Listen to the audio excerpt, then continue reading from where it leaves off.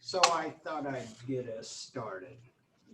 And the other thing is the whole rest of the class hearing what you guys said. And Yeah. they're fun. Oh, yeah, they're good. Well, here's what I got today. I first want to refresh you on what the quiz prompt is or was, and that's this. This is the Word document that I cut and paste. The only thing that changed is that this went from 921 to 923, but I wanted to go through it because I think on the whole you guys did really well, and I have no concerns, but I have this. I want you to understand what it was I wrote about your submission. So let me begin. Create and submit your essay on Canvas page. Everybody did that? Perfect. Your assignment is to write a 3-paragraph essay on one of the starred works and PowerPoint presentations on either chapter 3 or chapter 4. And you can choose any of the starred slides except King Tutankhamun, because I used him for an example. And so next I wrote what you should put into each of those 3 paragraphs. The paragraph 1, identify the artwork that is the subject of the essay, relevant information, size, title, date, place of creation, etc., and the museum where it could be found. Now, I had some people that wrote on the Sphinx or the pyramids, and so they weren't really in a museum, and that's okay. Basically, that information is what's on all of the slides. When I show you the slides, that is basically it. So that one worked out pretty well. Paragraph 2, sampling of results. And you have to go back to what I was showing you about the article search, Maryville Library, peer-reviewed, full text.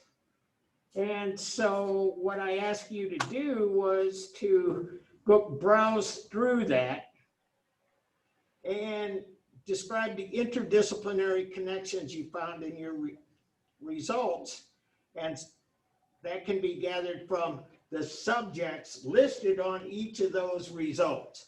So under the title, there's a hot link, there's a title with some other information, and then underneath it, it says subjects. And so that's what I wanted you to write about, just kind of a sampling. And as I said, bottom line, sometimes there's a wide range of subjects that apply to your chosen artwork, and sometimes not so much. Sometimes it's kind of a narrow listing, and that's okay, as long as you got it. And what I wanted you to do was on that search, copy the EBSCO host search URL at the top. I have a question about that. Yeah. Okay, so when I did the search for the EBSCO website, it told me to like log in. So I used my Maryville website account and it didn't work. Oh, It's really? like an error. Yeah.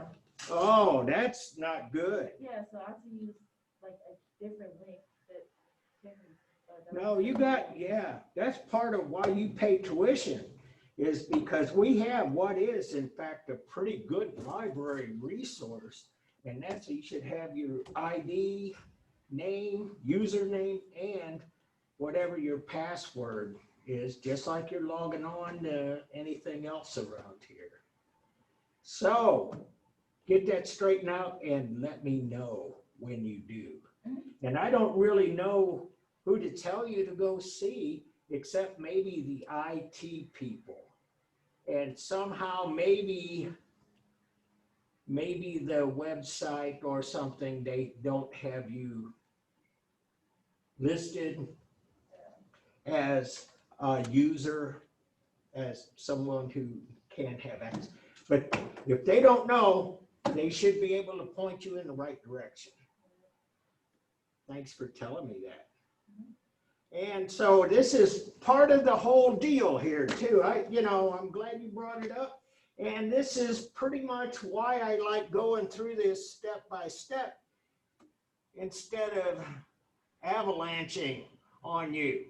Because like you find some of these things that happen, and if you go little by little, we can fix them along the way.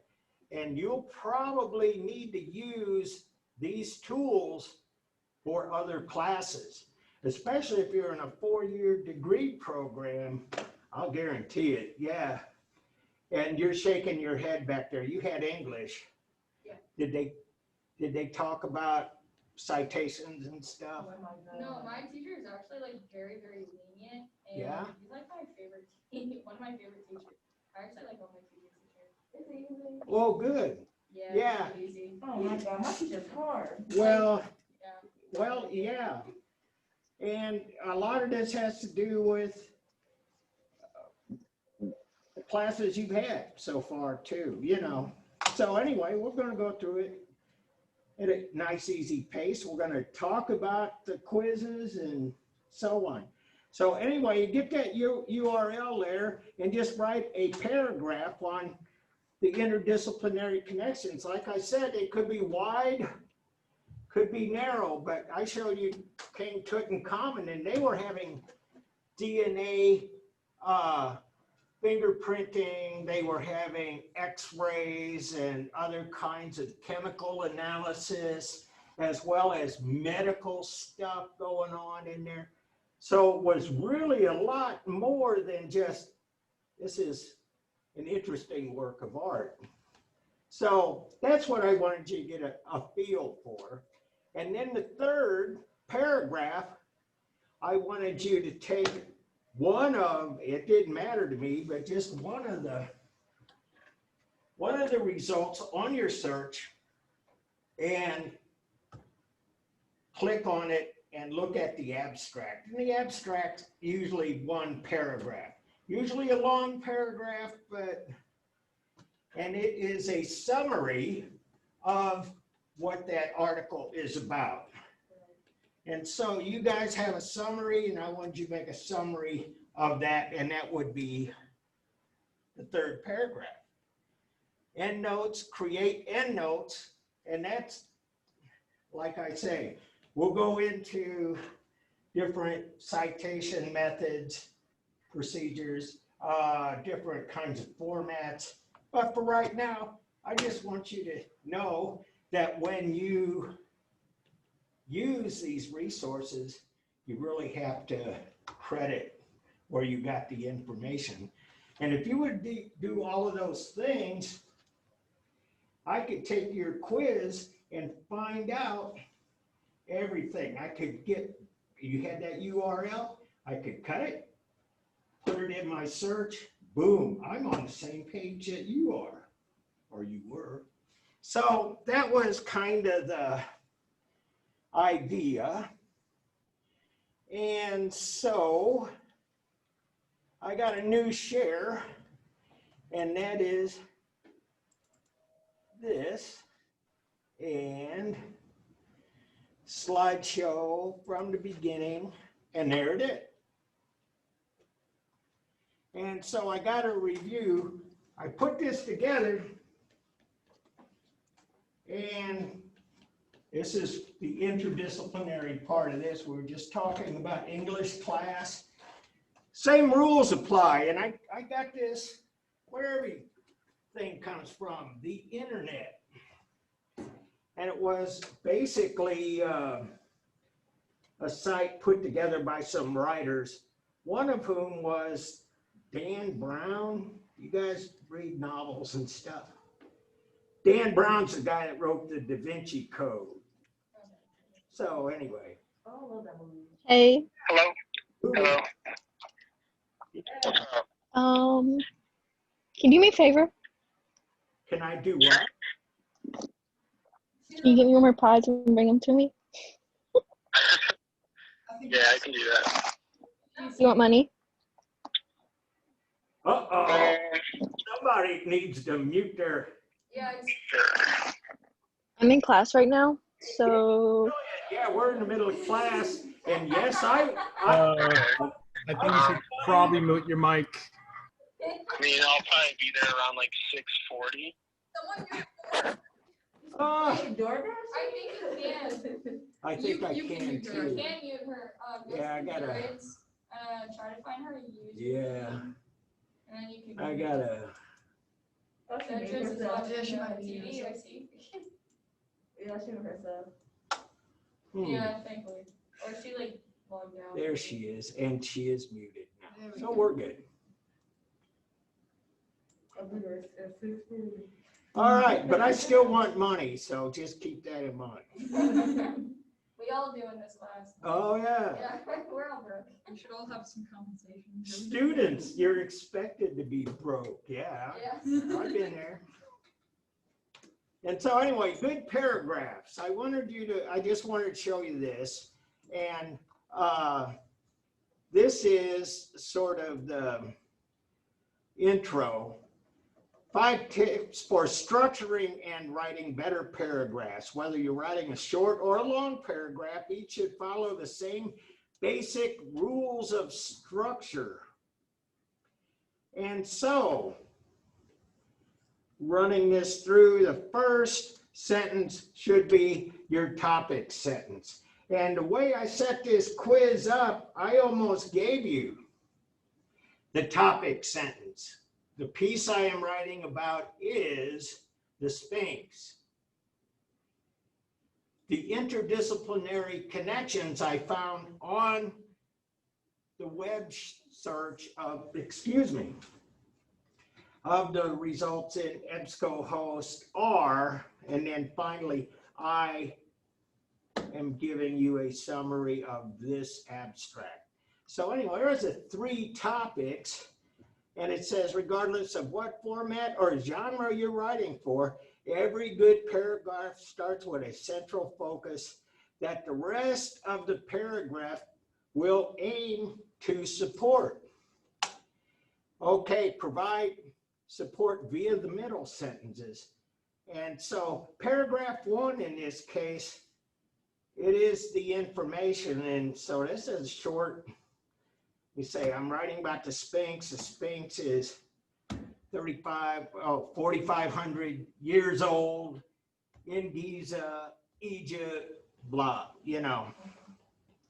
And so the third tip, make your last sentence a conclusion or transition. And the way I set this up, you could have done after paragraph 2, a conclusion or a transition. You could say, these are the interdisciplinary results I found browsing through the results of my search. Or you could say, these are the interdisciplinary connections I found in my search, and here is an example. That would be a transition to the final paragraph. And so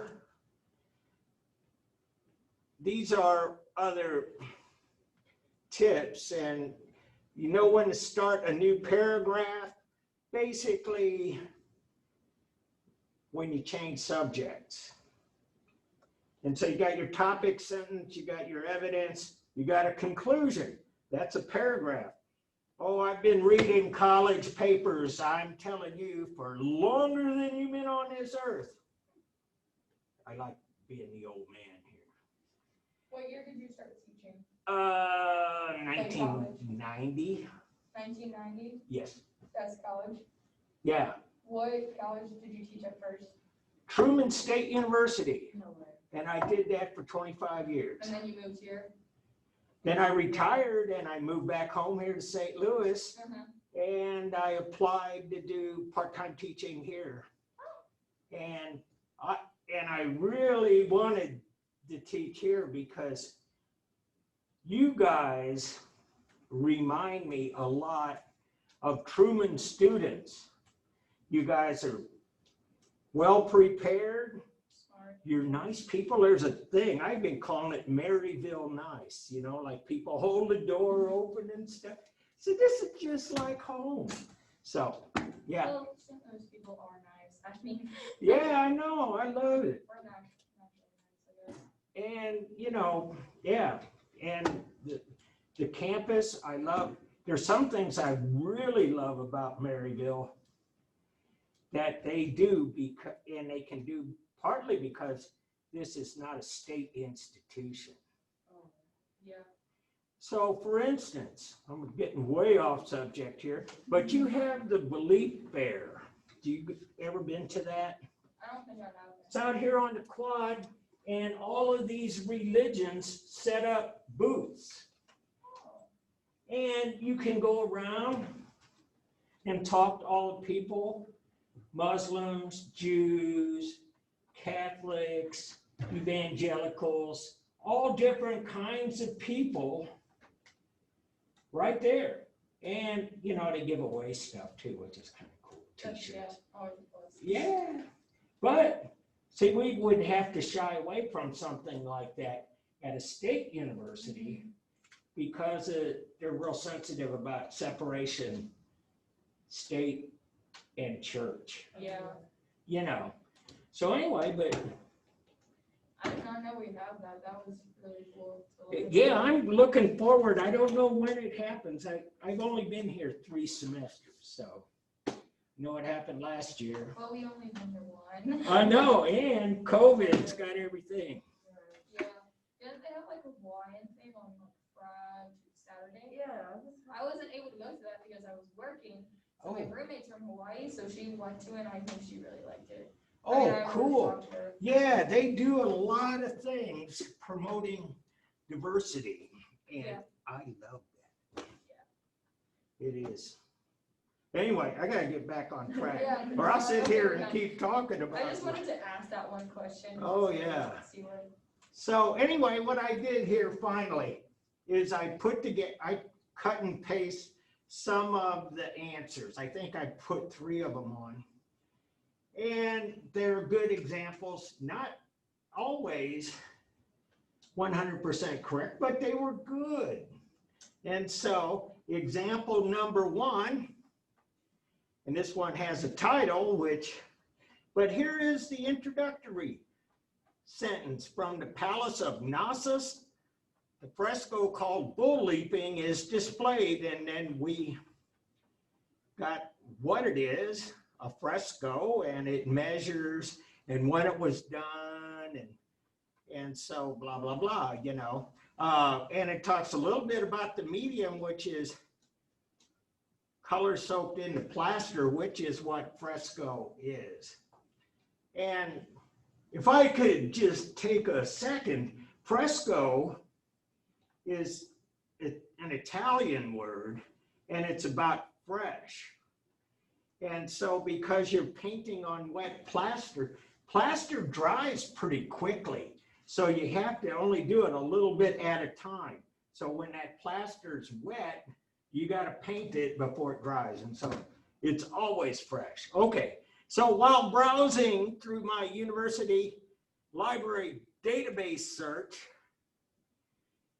I noticed there was a wide range of topics that the articles were about. Some that stood out were Minoans, bulls, and religious aspects, and the Bronze Age, which I thought was kind of cool because it puts this in context. Even though we know when it was done, the Bronze Age is even more information. And the bulls were a symbol of Minoan culture, and that's why this is believed to be Minoan. You know, like I said, these weren't all perfect. I think that where it was found probably says that it's Minoan more than the fact that it was a bull. But anyway, And then finally, the third paragraph about the abstract. Katie Sword wrote one of these articles, and she went into great detail about all of the subjects listed above. And so, based, where did I get this? Performance is usually discussed in artistic terms of, terms of artistic representation, religion, ritual, or the combination of the three. And so this is just another example of what I'll be harping about and have been harping about all this semester, and that is that this art just does not appear out of a vacuum. It's really tied into people from these civilizations and how they believe things and what they believe and etc. And so then here is a good bibliography, in the first being the textbook. That's where you did paragraph 1. Second, and this is at EBSCOsearch, EBSCOhost.com. I could copy that, put it right in, and I'll be right there. And finally, the abstract comes from this article by Sword, Katie. World Archaeology is the publication, and it is a peer-reviewed publication, so you know you're legit. Example 2, King Akhenaten, statue from the Temple of Aten in Karnak, Egypt. It's made of sandstones, 13 feet high, was created 1353, 1335 BCE. And so this person put the citation here, and that's not incorrect, but that really wasn't what I was asking you to do. And so there's another citation here. And so here are the interdisciplinary connections: theism, because they believed he was a god, and another connection, familiar diseases. Again, medicine, forensic medicine, as they say, is really part of the issue.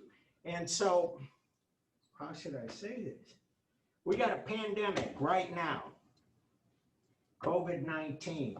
Well, there are researchers going back into corpses from thousands of years ago and looking for evidence if ancient people had put up with or were afflicted with pandemics such as the one now. And they are finding these things, and they're finding a lot of stuff. So anyway, and so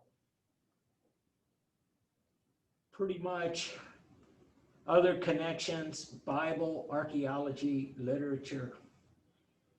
And the article, the third paragraph, speaks of the pharaoh could be seen as a totalitarian ruler, and, you know, the religion, his reign, everyday life, worshiping, etc., etc.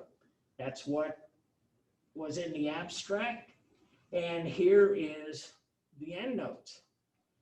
And so it's a little longer, but this person put a little bit more into paragraph 2, so I'm okay with that. Example 3. This is really kind of shorter, but the pyramid complex. We're talking about the pyramids at Giza. And they didn't get, yeah, there it is, the Giza pyramid complex. I want to show you this too, because this is a way to spell Giza, but that's not the way the book spells Giza. Did you know? ever pick that up? Yeah, it's supposed to Gizeh. EH, exactly right. So it's another indication that the art history is changing all the time. And so there are many things that when we looked at Egypt through the eyes and the structure of our textbook, there were a lot of things that would always be like a staple of Egyptian studies, and it's not there. It's just priorities change, spelling changes. Scholars are working on it 24/7. And so it changes. And so the source of information, studies, and attractions. I thought this was kind of interesting because one of the subjects that I noticed came up a little bit, not much, but it certainly did here. Tourism.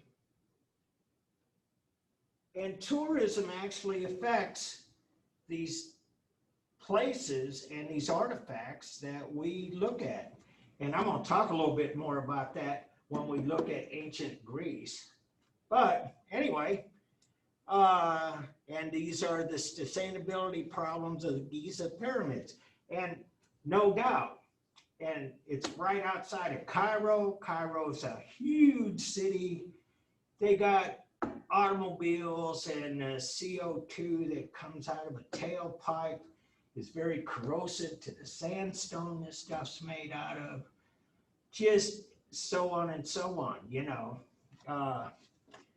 and so anyway, groundwater rising, and it says from sub-Saharan water leakage. And I think that,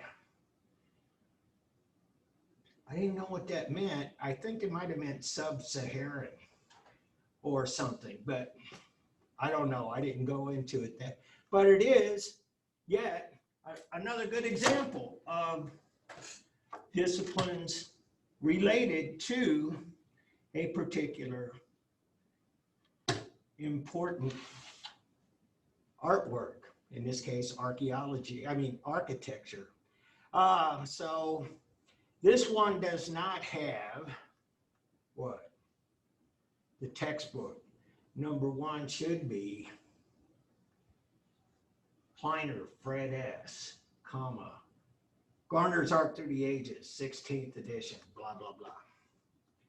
And so, like I said, these aren't all perfect, but they were good. And they were good enough that I felt comfortable showing them to you. And so, any questions about this stuff? No. Well, good.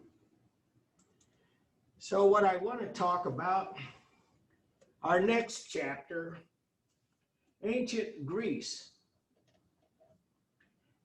And so, you know what that's all about. You go to one of the oldest, dingiest diners, and what do they fry their French fries in? Ancient Greece. Oh, just saying. I mean, Oil? Oil, yeah. Ancient Greece.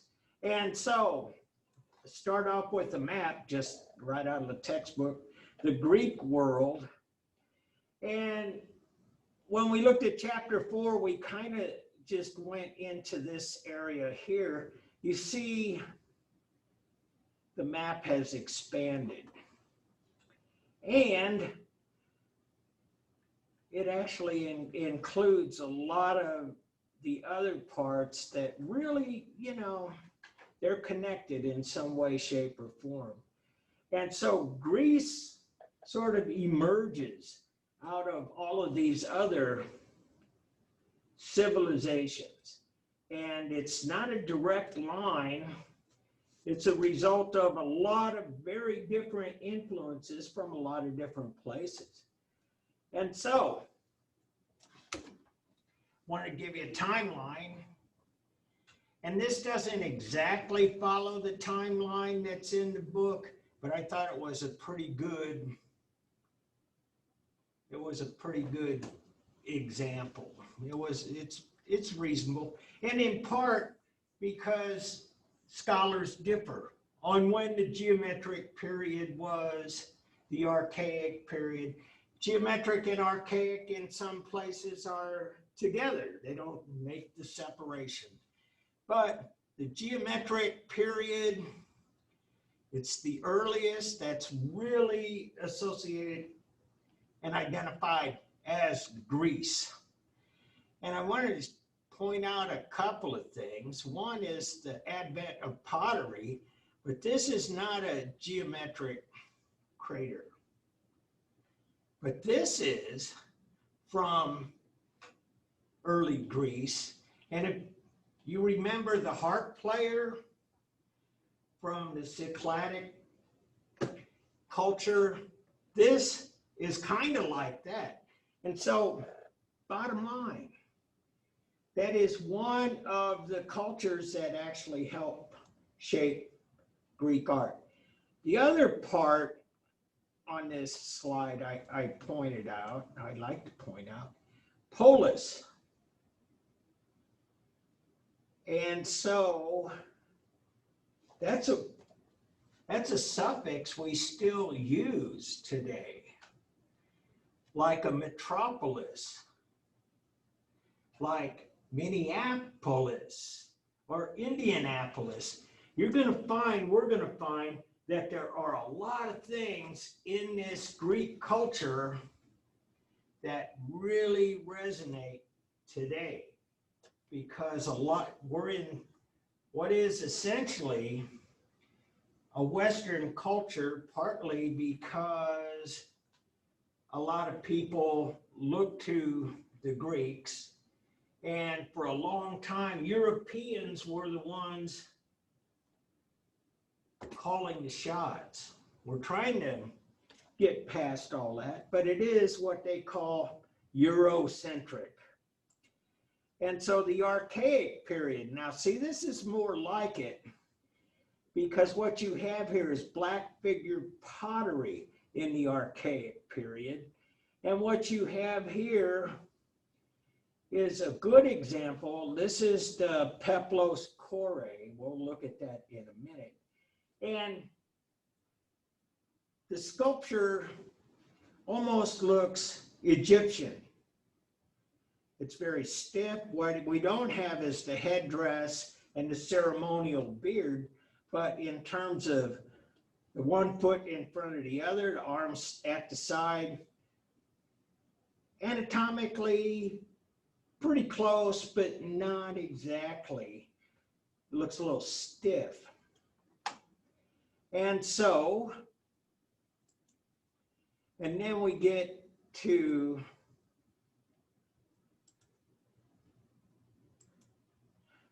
there we go. It skipped too. The classical period, and this is really the high point. The classical period, it pretty much begins in 480 BC, and you can see this. This is BC and not BCE, but you know, they're working on it. And it lasted until the death of Alexander the Great, which was in 323, BCE. And he was their greatest warrior. He was a guy who led the Greek armies, yes. Is it true that Alexander the Great married Cleopatra and have a child? Oh no, that was the Roman Empire and Julius Caesar, and both Caesar and Mark Antony were very interested in Cleopatra. And so that's really about a couple of 100 years later. Oh. Yeah, but see, and that's another good point, because the Egyptian culture is still going. That was something I had an issue with about the book. It says from Narmer to Cleopatra. They really didn't say much about Cleopatra, and that's really a very important time, as is the Alexandra period, which Alexander conquered Egypt and started a city right there at the mouth of the Nile, Right. Alexandria. And it was one of the great cities of the ancient world. Not talked about so much. Anyway, the classical period, what we see is that in architecture, the Corinthian becomes part of the orders of architecture, the columns, and the capitals. But the Parthenon epitomizes the architectural and sculptural grandeur of Pericles' building program. So this is classical Greece, and you can see with this statue, this sculpture, it's a lot more natural than what we saw in the archaic period, which was really very stiff. And so what happens in the classical period is that all of these things come together. They are a culture that really pushes forward ideas of science and mathematics and drama. I mean, and many of the arts. They were like way ahead of their time. They were philosophers. The idea of a democratic government is a Greek idea from the classical period. And so we got literature and poetry and philosophy. It was truly a time of great achievement. And we'll find that in the arts.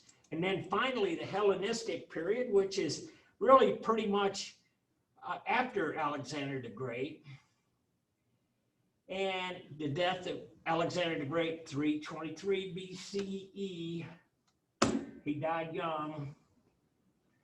Bottom line is that the culture changed for the next 300 years. It kind of changed from the high period of the classical, and different sort of things started to happen.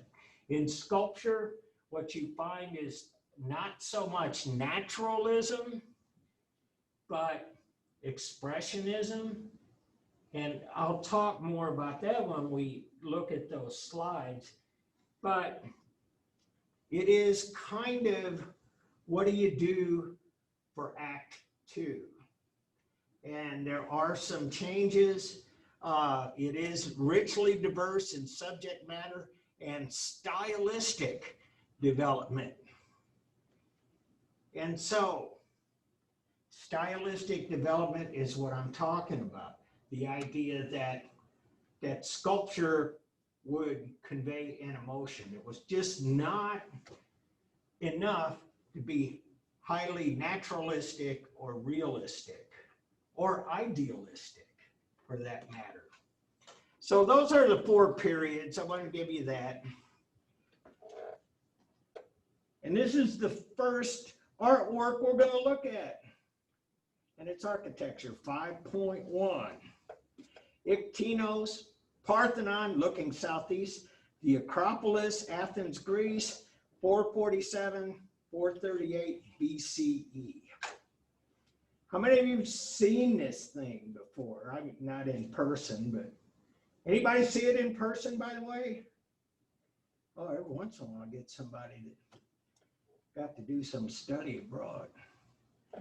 I would love I to ain't play that drama. rich. Yeah, same here. But I want you to I want to tell you a little bit about this. And that is that this building is considered probably the height of classical Greek architecture. And there's a lot of things about it that people would not know. And in fact, hardly anybody knew until we had scientific tools to measure some of this stuff. For instance, these columns are set in such a way that they go outwards, just a tiny, tiny little fraction. But if they were extended out in outer space, they would just get wider and wider, farther apart. The reason we believe they did that is to make the columns look straight. And so that may be a kind of an interesting concept, or maybe you don't believe me. But let me tell you this. These guys invented geometry as we know it, Euclidean geometry. And how many of you guys, artists, have you ever done linear perspective drawing? Yeah? Yeah, I have. Okay, good, guys. Yeah, and what's that all about? You draw a horizon line, and then you put, depending on what kind of linear perspective, let's say we have two vanishing points. Oh, yeah, I know. Yeah, and the horizon line on this would be Yeah, I know, I was like right here and then off the screen. You see how that edge goes down and this one goes down the other way? Yeah. This is out of a photograph, but in linear perspective drawing, it's a way of making that illusion. It's a way of making an illusion of three-dimensional space on a two-dimensional surface, which is your paper or your canvas. I believe I did that like middle school and then once in high school. Yeah. Yeah, It's it's, like buildings. It's usually like we call it the building projects. that's, yeah. Always done. And it lends itself quite well to architecture because you got all these straight lines going. And so anyway, that's what I'm talking about. Those are the kinds of things that the Greeks figured out. And that's why these columns are slightly tilted out. So it looks like they're straight up and down. They don't seem to come together like perspective lines do. And it's only slight. We're talking about millimeters and centimeters. Likewise, there's some angle slope to the floor, the base of this. And it is, again, to enhance the appearance that this is flat when it really isn't quite exactly flat. And it took a long time for people to figure this out, you know, like I say, scientific measurements and having the tools to do this. But talking about that, they're rebuilding this, or they're trying to restore this as we speak. And if you go on YouTube, there's a bunch of videos about what they're doing to put this all back together. Why are you fixing it? I'm sorry, when are they? Well, I know. What? Well, it's a kind of a Greek heritage thing. It's just something that's part of their past, and they want to restore it to its former glory.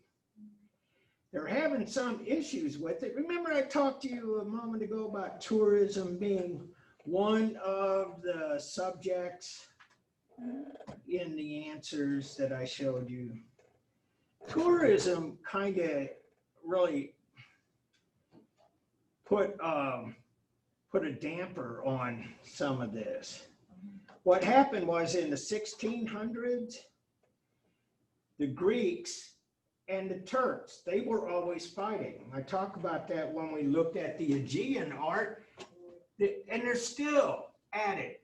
There are still debates about who owns what islands in the Aegean Sea, and so on and so on. They've always been at war. You ever heard of the Trojan horse? Oh, yeah. That's a story about a war where the Greeks and the Turks were fighting. Troy is in Turkey. The Greeks wanted to take over Troy. And so they built this hollow, giant wooden horse and left it at the gate of the city, and then their army disappeared. The people of Troy thought this was a gift. They brought it inside, and then, People coming out and. yeah, yeah, people came out after everybody went to sleep. The soldiers that were in there came out, and they opened the gates to Troy, and then the whole Greek army came in and took over. So anyway, these are stories we know about because the Greeks wrote extensively. Remember when we talked about cave art and how important it is that you have written history? That's why we call all of this cave art prehistory, because nobody had language, written language. Well, I'm sure they had verbal language, but they didn't have written language, so we don't know for sure. But at any rate, Greeks gave us a lot of stuff. And so even we talk about a Trojan horse. I heard the other day somebody referred to, and I don't want to get into politics, but I thought it was an interesting reference.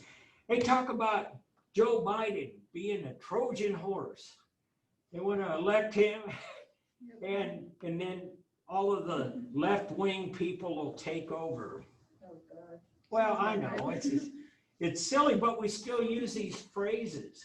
There was a phrase out of, I believe out of Shakespeare, that said, beware of Greeks bearing gifts. Which is, Even Shakespeare now. yeah. So anyway, one of the wars 400 or 500 years ago, the Greeks used this for storing their ammunition. A Turkish gunboat came in, had a lucky shot, hit the Parthenon, boom, went up. That's why it's all rubble all around here. And so that was it by all accounts intact for almost 2,000 years. But bottom line is that blew the roof off. It kind of, you guys hear about Beirut about a month ago or so? They had all of this nitrogen-based fertilizer stuff stored up. What's that? He's still alive? Yeah, I kind of thought Babe Ruth was dead as well. Oh, Beirut, Lebanon. Beirut. Oh. Yeah, Beirut. I was like, about the I baseball heard player. Yeah, me Beirut too. I was when like, I was Oh, he in was a school. good hitter. Yeah. Yeah. Beirut, Lebanon. They had a major explosion there 6 weeks ago or so. Yeah, I saw that. Same kind of thing here. You know, you store explosives in a confined area, something sets it off and it's a disaster. Did they also try to say that it wasn't from the explosives inside the building? Like, Oh, from Beirut? yeah. Yeah, this is an age we live in. Conspiracy theories. Yeah, I don't know. I haven't kept up with it. But tourism as something that happens here. This has been a tourist site for millennia. And one of the things that used to happen was that tourists would come up here and they might take a little piece of the Parthenon home with them because all this rubble was lying about.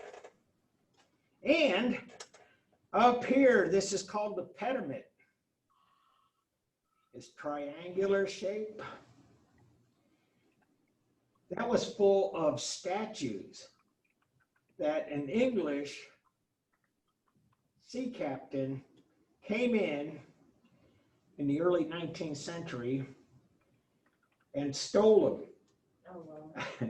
And they're in the Royal Museum in London, and they're trying to, because they're restoring this, they want their sculpture back too. And similar cases are going on because of how much Egyptian art was plundered as well, you know. So anyway, this is the Parthenon. The other thing I wanted to point out is that this kind of architecture is still with us. And if you want to build a building that, quote, says stability, that it says timelessness, that says long-standing institution, you put these columns up. And was looking at the coverage of the Ruth Bader Ginsburg, and she was lying outside the Supreme Court. Take a look at that building. It's very much like this. It's got the columns. It says equal justice under law, but it is. And that type of architecture is called neoclassicism. Neoclassicism art. And so architecture, and they did that when they built Washington, D.C.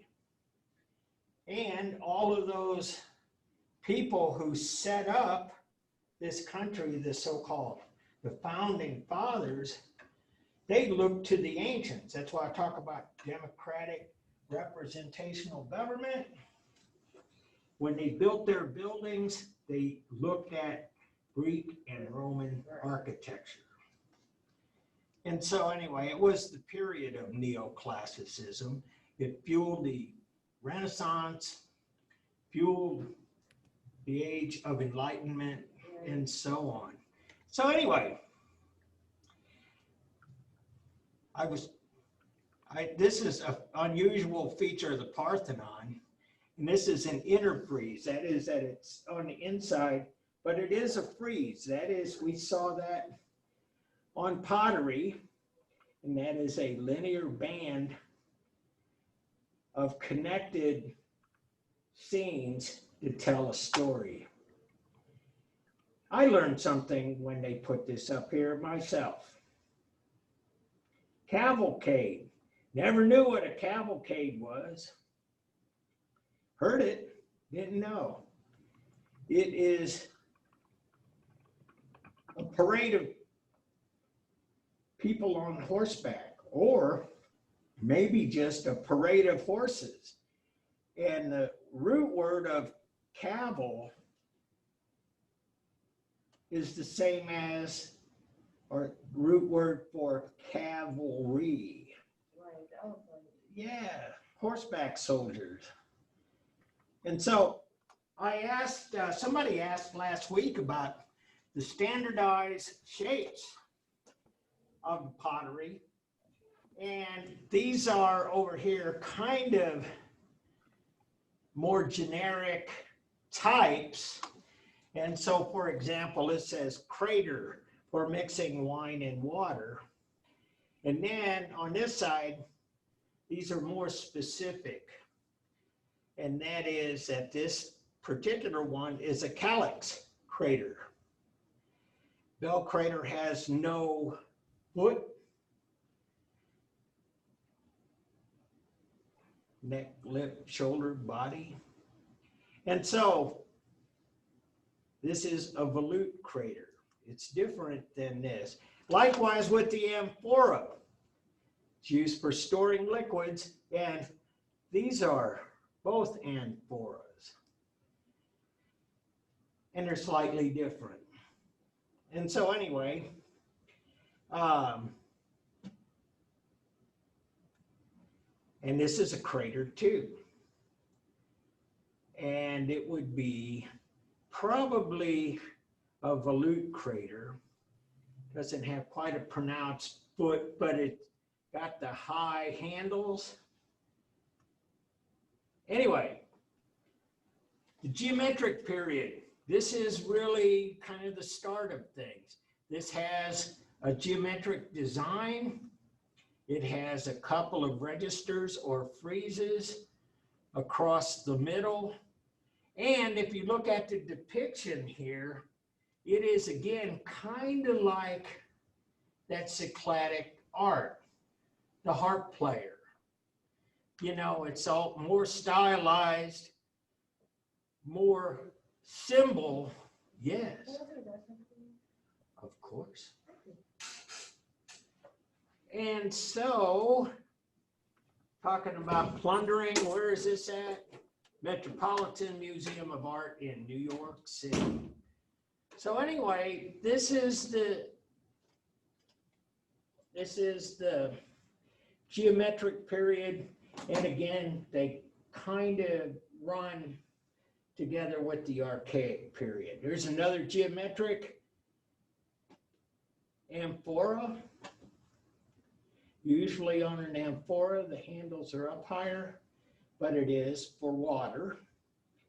And there is a frieze here that shows a picture, mourning scene, which is a funeral. But the rest of this is geometry.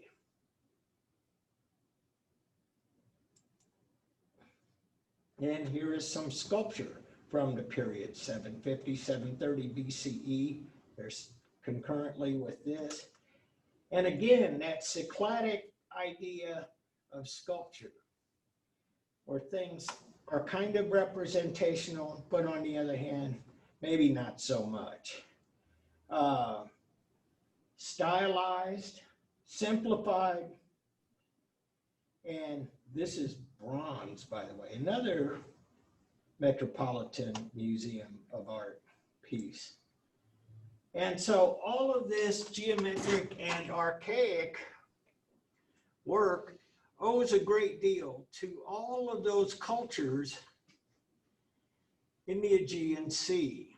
That's kind of why they put that whole chapter in as a prelude, an introduction to Greek art. Another archaic, this is an amphora. Like I say, the handle's more on top. And this it's called animal friezes. And if you look closely, you can see a lion. Where was he at? A horse, a bird, probably a swan, etc., etc. And so, as I said earlier, what we know about their painting, their two-dimensional art, is what we know from their pottery. And sometimes the looting goes like way off the rails. This is a lintel of Temple A, which is an archaeological term. But somebody lifted that lintel, which is like above a doorway or above an entryway with sculpture on top and a frieze. And they put this right into a modern building. Just saying. And so 650, 625 BCE, we're definitely into archaic. And this stuff really starts to look more like Egyptian. And you see a lot of this is stylized, it's very stiff, it's kind of, in a lot of ways, what we are missing here is a ceremonial beard and a headdress, but the way that the hair is geometricized, everything is simplified. And here is Koros, what I was talking about before. Ancient, archaic Greek. And what we have here is something that looks very much, again, like an Egyptian sculpture. And this is even more so because it's stiff. Some of the anatomy is natural, but not particularly refined.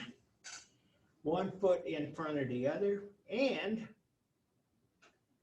we don't know who this is, but we call this a Koros, which means a statue or means a young man.